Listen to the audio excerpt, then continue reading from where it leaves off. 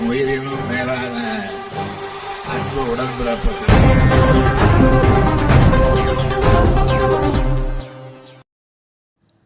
குணசீலம் ஊராட்சியில் மக்களுடன் முதல்வர் முகாம். அமைச்சர் நேரு, கலெக்டர் பங்கேற்பு. மக்களுடன் முதல்வர் முகாமில் கொடுத்த மனுக்களுக்கு உடனடி தீர்வு. திருச்சி மாவட்டம் முசிறி ஒன்றியம் குணசீலம் ஊராட்சியில் மக்களுடன் முதல்வர் திட்டம் சிறப்பு முகாம் நடைபெற்றது. முகாமில் அமைச்சர் நேரு, திருச்சி கலெக்டர் ஆகியோர் பங்கேற்றனர். திருச்சி மாவட்டம் குணசீலம் ஊராட்சியில் நடைபெற்ற மக்களுடன் முதல்வர் திட்ட முகாமிற்கு திருச்சி மாவட்ட ஆட்சியர் பிரதீப் குமார் தலைமை வகித்தார்.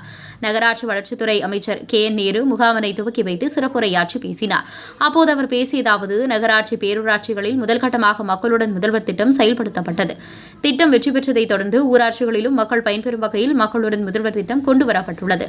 நீண்ட காலமாக தீர்க்கப்படாத உங்கள் கோரிக்கைகள் குறித்து பொதுமக்கள் மனுக்கள் அளித்து பயன்பெறலாம். மக்களின் குறைகளை போக்குவதற்காக தமிழக முதலமைச்சர் இந்த திட்டத்தை கொண்டு வந்துள்ளார் என்று பேசினார். அதனைத் தொடர்ந்து பேசிய மாவட்ட ஆட்சித்தலைவர் பிரதீப் குமார், மக்களின் கோரிக்கைகள் குறித்து அலுவலர்கள் உரிய நடவடிக்கை எடுக்க வேண்டும். மனுக்கள் பரிசீலனையில் உள்ளது என்ற வார்த்தை அலுவலர்கள் பயன்படுத்துவதை தவிர்த்து மனுக்களின் நிலைப்பாடு என்ன என்பதை தெரிவிக்க வேண்டும். பொதுமக்கள் அளிக்கும் மனுவினை அதிகாரிகள் கருணையோடு பரிசீலிக்க கற்றுக்கொள்ளுங்கள். மக்களின் குறைகளை, கோரிக்கைகளை நிவர்த்தி செய்யவே நாம் இருக்கிறோம். முகாமில் மனு அளித்தவர்களை பயன்பெறும் வகையில் உங்கள் செயல்பாடு இருக்க வேண்டும் என்று பேசினார். அதனைத் தொடர்ந்து காலையில் முகாமில் பட்டா, கலைஞர் காப்பீடு திட்டம் உதவித்தொகை கேட்டு விண்ணப்பித்த 30 பேரின் மனுக்கள் மீது உடனடியாக தீர்வு காணப்பட்டு மேடையிலேயே அமைச்சர் KN நேரு நலத்திட்ட உதவிகளை வழங்கினார். இதில் அலுவலர்கள் பலரும் கலந்து கொண்டனர். 13 துறைகளை சேர்ந்த அலுவலர்கள் முகாமில் கலந்து கொண்டது குறிப்பிடத்தக்கது.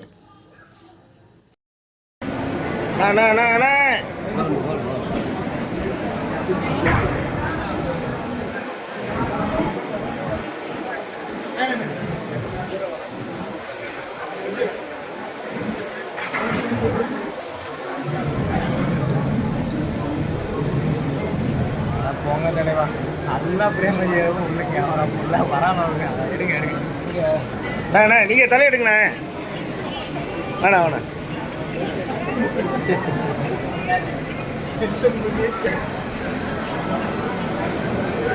அண்ணா கேமரா வருதுண்ணே.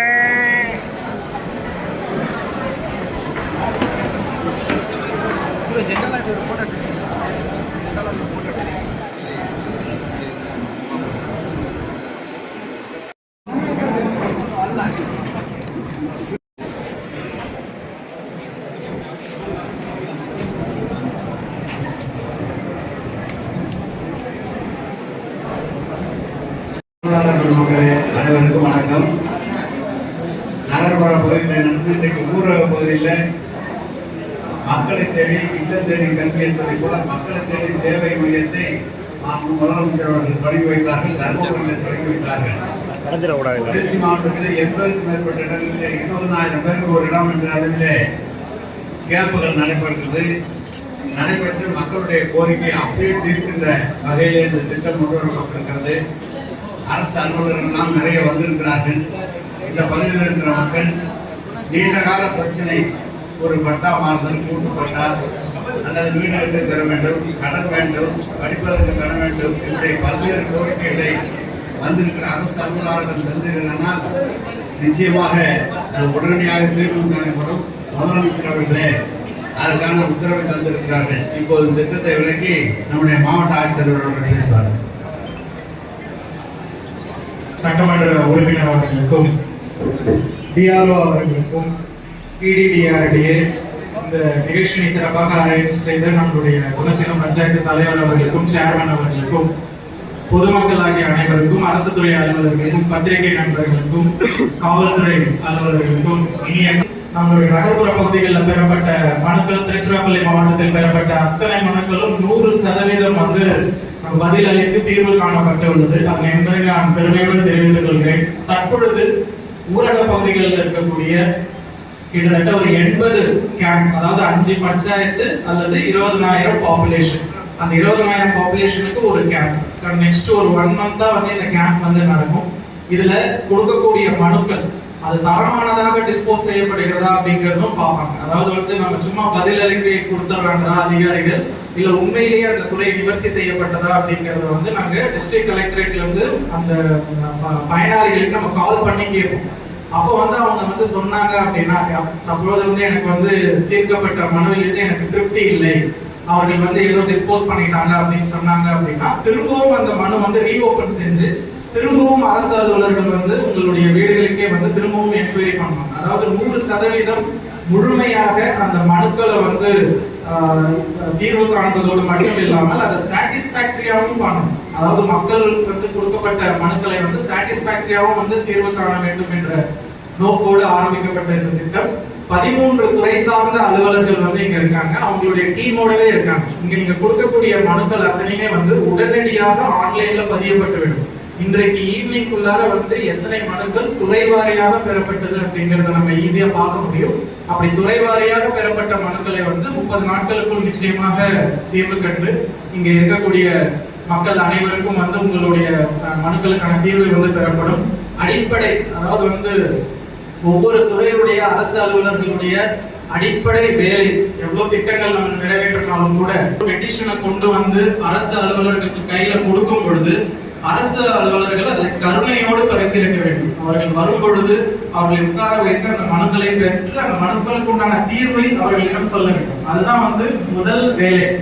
சில நீங்கள் அரசு அலுவலர்கள் கொடுக்க வேண்டும். பொதுவாக வந்து ஒரு பெட்டிஷன் கொடுக்கும் பொழுது அதுக்கான ரிப்ளை வந்து கலெக்டரேட்டுக்கு வந்தது, மாவட்ட ஆட்சியர் அலுவலகத்திற்கு வந்தது. அங்கே ஏற்றுக்கொள்ளப்பட மாட்டார். என்ன தீர்வோ அந்த தீர்வை தான் அவர்களிடம் சொல்ல வேண்டுமே தவிர இது வந்து பரிசீலனையில் உள்ளது இல்ல அண்டர் ப்ராசஸ்ல இருக்கு அப்படிங்கிற பதில் வந்து முற்றிலுமாக வந்து தவிர்க்கப்பட வேண்டும். இது செய்ய முடியும்னா செஞ்சு கொடுக்கணும், செய்ய முடியாதுன்னா என்ன காரணங்களுக்காக செய்ய முடியாது, இல்ல என்கொயரி பண்ணிட்டு செய்யணும் அப்படின்னா எந்த டீடைல்ஸ் வந்து அந்த பெட்டிஷனருக்கு வந்து போய் சேரும். அப்படி இருந்தாதான் இந்த திட்டத்தினுடைய முழு வெற்றி நமக்கு கிடைக்கும். நகர பகுதிகளில் சக்சஸ்ஃபுல்லா வந்து அனைத்து கேம்ப்ல இருந்த மனுக்களுக்கும் நான் சொன்னது போல தீர்வு காணப்பட்டுள்ளது. இதே போன்று ஊரக பகுதிகளில் இருக்கக்கூடிய பெறக்கூடிய அனைத்து மனுக்களையும் வந்து நிச்சயமாக இங்க இருக்கக்கூடிய அரசு அலுவலர்கள் அனைவரும் வந்து தீர்வு காண்றது உங்க மொபைல்லே வந்து குறுந்தகவலா உங்களுக்கு வந்துடும். நீங்க அந்த குறுந்தகவல் வந்துருச்சுனாலே உங்க மனு வந்து பதிச்சுட்டாங்க அப்படின்னு அர்த்தம். குறுந்தகவல் வரலன்னா யார்கிட்ட நீங்க கொடுக்குறீங்களோ அவர்களிடம் சொல்லி பதிய சொன்னீங்கன்னா குறுந்தகவல் உங்களுக்கு வந்துடும். அந்த குறுந்தகவல் தான் உங்களுடைய ரெஃபரன்ஸ் நம்பர். அதுல ஒரு ரெஃபரன்ஸ் நம்பர் இருக்கும். அந்த நம்பரை வந்து சேவ் பண்ணி வச்சுக்கிட்டீங்கன்னா திரும்ப ஒரு 4-5 நாட்களுக்கு கழிச்சு நீங்க வந்து டோல் ஃப்ரீ நம்பருக்கு ஃபோன் பண்ணி என்னோட மனுவோட நிலைமை என்ன அப்படின்னா ஃபர்ஸ்ட் அவங்க கேட்கக்கூடியது அந்த குறுந்தகவல்ல இருக்கக்கூடிய நம்பர் தான் கேட்பாங்க. ஸோ அந்த நம்பரை சொன்னீங்கன்னா இது யார்கிட்ட பரிசீலனை இருக்கு அப்படிங்கறது அவங்க தெரிஞ்சிடும். அனைவரும் கட்டாயம் மொபைல் நம்பர் கொடுங்க. குறுந்தகவல் வருதா அப்படிங்கறத என்ஷூர் பண்ணுங்க.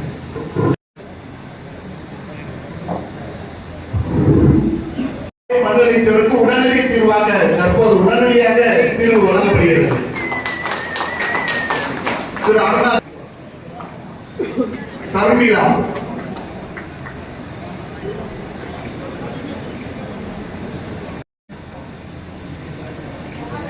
மகாலட்சுமி, கோகிலா, முருகன், காமராஜ், முதலமைச்சரின் விரிவான மருத்துவ காப்பீட்டு திட்டத்தின் நலத்திட்ட உதவிகள் பெறுபவர் சாதனா. சார் மகாராஜா, திரு பாஸ்கர்,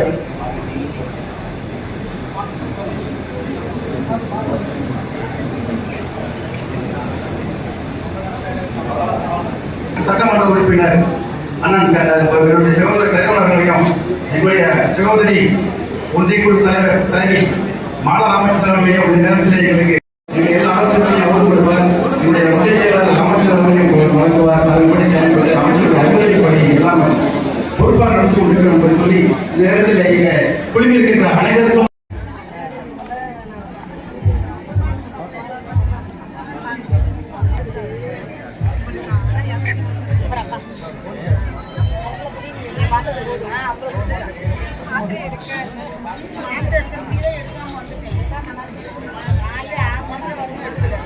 என் உயிரினும் மேலான அன்பு உடன்பிறப்புகள்